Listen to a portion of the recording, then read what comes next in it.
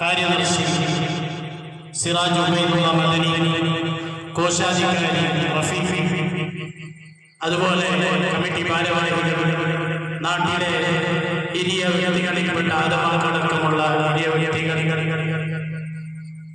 സഹോദരന്മാർ, അതേപോലെ വിദ്യാർത്ഥിനികൾ, നേരത്തെ ഉസ്താദ് ഓർമ്മപ്പെടുത്തിയതുപോലെ ഇന്ത്യ രാജ്യത്തിന്റെ അഥവാ ഇന്ത്യ രാജ്യത്തിന് സ്വാതന്ത്ര്യം നേടിയിട്ട് 77 വർഷം പിന്നിട്ട് 78ലേക്ക് കടക്കുകയാണ്.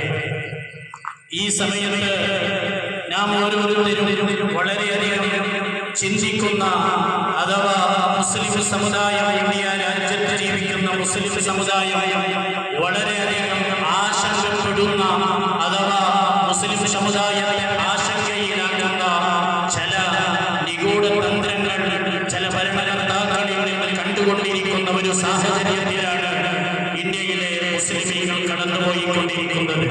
ഇന്ത്യ രാജ്യത്തിന് സ്വാതന്ത്ര്യം ലഭിച്ചിട്ട് 78 വർഷം പിന്നിടുമ്പോൾ ഇവിടുത്തെ ഇന്ത്യ രാജ്യത്ത് അഥവാ ഈ ഭാരതത്തിൽ ജീവിക്കുന്ന മുസ്ലിമീങ്ങൾ അവർ ചിന്തിക്കുന്നത് എന്തുകൊണ്ട് ഇവിടെ മുസ്ലിം സമുദായത്തിന് പരിപൂർണമായ സ്വാതന്ത്ര്യം എന്തുകൊണ്ട് ലഭിക്കുന്നില്ല?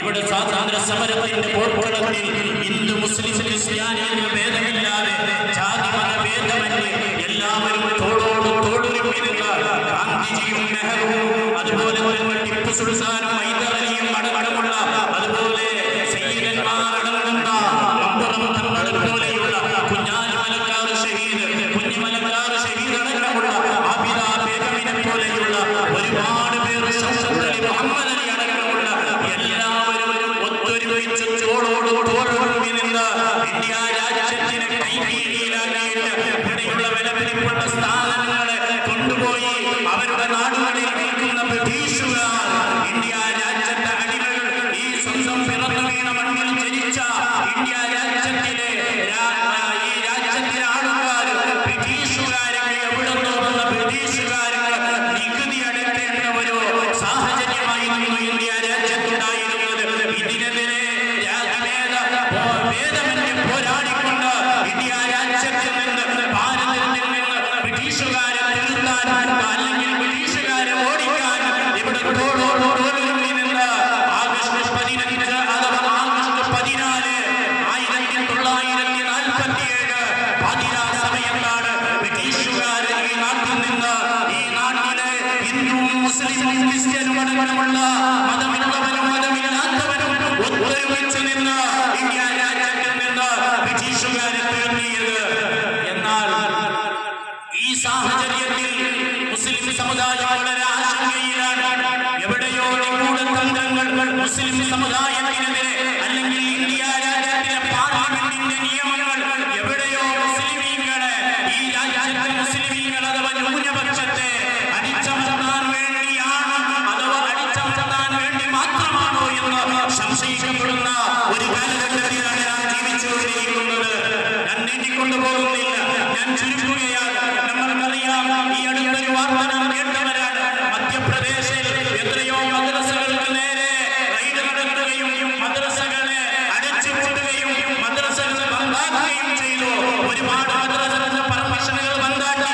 അതോടൊപ്പം സർക്കാരത്തിൽ നിന്ന്, ഗവൺമെന്റിൽ നിന്ന് മദ്രസക്ക് കിട്ടുന്ന ആനുകൂല്യങ്ങളെ ഇല്ലായ്മ ചെയ്യപ്പെടുകയാണ്. അതുപോലെ ഈ അടുത്ത് വളരെയധികം ചർച്ച ചെയ്യപ്പെട്ട വഖഫ് ബില്ല് എന്ന് പറയുന്ന ഒരു ബില്ല് മുസ്ലിം സമുദായത്തിന്റെ മതത്തിന്റെ നിയമങ്ങളിൽ പോലും കൈകടത്താൻ വേണ്ടി ഇവിടെ ചില ദുഷ്ടശക്തികൾ അവിടെ കൈകടത്താൻ വേണ്ടി ശ്രമിച്ചുകൊണ്ടിരിക്കുകയാണ്. വഖഫ് ബോർഡിന്റെ നിയമനം അഥവാ വഖഫ് ബോർഡിലേക്ക് മുസ്ലിം അല്ലാതെ മറ്റു മതസ്ഥരെയും കൂടി നിയമിക്കണം എന്ന് അങ്ങനെ അടങ്ങുന്ന ഒരുപാട് വിഷയങ്ങൾ, തിരുത്തലുകളുള്ള ബില്ല് പാസ്സാക്കാൻ വേണ്ടി പാർലമെന്റിൽ അവതരിക്കപ്പെടുകയും അത് പാസ്സാകാതെ ഇപ്പൊ ഇങ്ങനെ നിൽക്കുകയാണ്. അതിനെതിരെ നമ്മളുടെ ശ്രദ്ധ